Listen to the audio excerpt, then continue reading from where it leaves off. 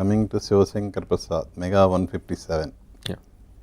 So మీరు యాక్చువల్గా సరిలేరు నీకెవరుకి చిరంజీవి గారు గెస్ట్గా వచ్చినప్పుడే చెప్పారు మీరు, నేను అసలు ఈ సినిమా పట్ల ఆకర్షితుడవుతానికి కారణమే చిరంజీవి గారు, ఆయన డ్యాన్సులు చూసే నాకు ఈ సినిమా మీద మక్కువ ఏర్పడిందని చెప్పారు.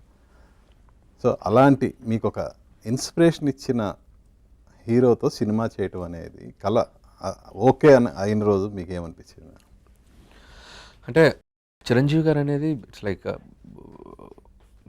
మీకు 80స్లో పుట్టిన కిడ్స్ అందరికీ, సో వాళ్ళు ఎవరి అభిమానం అయినప్పటికీ సో ఒక కామన్ ఫ్యాక్టర్ ఉంటుంది, అంటే ఆయన డ్యాన్సులు కానీ ఆయన కానీ ఇష్టపడిన వాళ్ళు ఉండరు. సో ఆ రకంగా ఆయన ఇన్ఫ్లుయెన్స్ నా మీద కూడా ఉందనే చెప్పాలి. సో నేను చిరంజీవి గారితో పనిచేస్తున్నాను అనే ఒక ఆయన కలిసి కథ ఓకే అయిన రోజు, సో నా మైండ్లో నాకు అనిపించిన ఫీలింగ్ ఏంటంటే నేను చూసిన చిరంజీవి గారిని, నేను పెరిగేటప్పుడు చూసిన చిరంజీవి గారిని, సో అది ఎక్స్ప్లోర్ చేయాలని ఒక ఫీలింగ్ ఉండింది నాకు. సో ఆ రోజుల్లో చిరంజీవి గారు చేసే క్యారెక్టర్స్ అని చాలా లైవ్లీగా ఉండేవి. సో మన ఇంటి పక్కన క్యారెక్టర్ లాగా మనతో మాట్లాడుతున్నట్టుండేవి. గ్యాంగ్ లీడర్ కానీ, రౌడీ లీడర్ కానీ, ఘరానా మొగుడు కానీ, లీడర్ రాజు మాట్లాడుతుంటే ఇట్స్ లైక్ మనతో మాట్లాడుతుంటుంది డైరెక్ట్గా.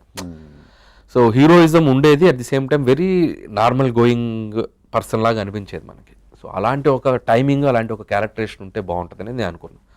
సో అదే కథ చేసాం, అదే ఎగ్జిక్యూట్ చేసాం, అదే శంకర్ ప్రసాద్ గారు అని మేము క్యారెక్టర్ రాసుకున్నప్పుడు కూడా సో ఆయన్నే చిరంజీవి గారు శంకర్ ప్రసాద్ లాగా కనపడాలి అనేది ఆయన బిలీవ్ చేసి సో నెక్స్ట్ లెవెల్గా తీసుకెళ్లారు ఆయన. సో డెఫినెట్గా చాలా బాగుంటుంది. ఆయన ముఖ్యంగా చిరంజీవి గారిని ఒక అంటే నేను ఇది టూ ఇయర్లీ చెప్పటం కానీ, బట్ లుక్ వైజ్ కూడా మీరు చాలా సర్ప్రైజ్ అవుతారు. సో చిరంజీవి గారు వింటేజ్ చిరంజీవి గారిని చూడొచ్చు. లుక్స్ వైజ్ పక్కా, content wise obviously I tried my level best, అది మీరు చూసి చెప్పాలి. లుక్స్ వైజ్ అయితే పక్కా. ఓకే. సో మీరు పెట్టుకున్న శివశంకర్ ప్రసాద్ అనే ఆ క్యారెక్టర్ పేరే టైటిల్ అయ్యే ఆస్కారం ఉందా? అది ఇంకొక కొన్ని రోజులు ఆగితే బాగుంటుంది. ఓకే. సో మేము చెప్తాం, అఫీషియల్గా చెప్తాం, బట్ అఫీషియల్గా చెప్తాం.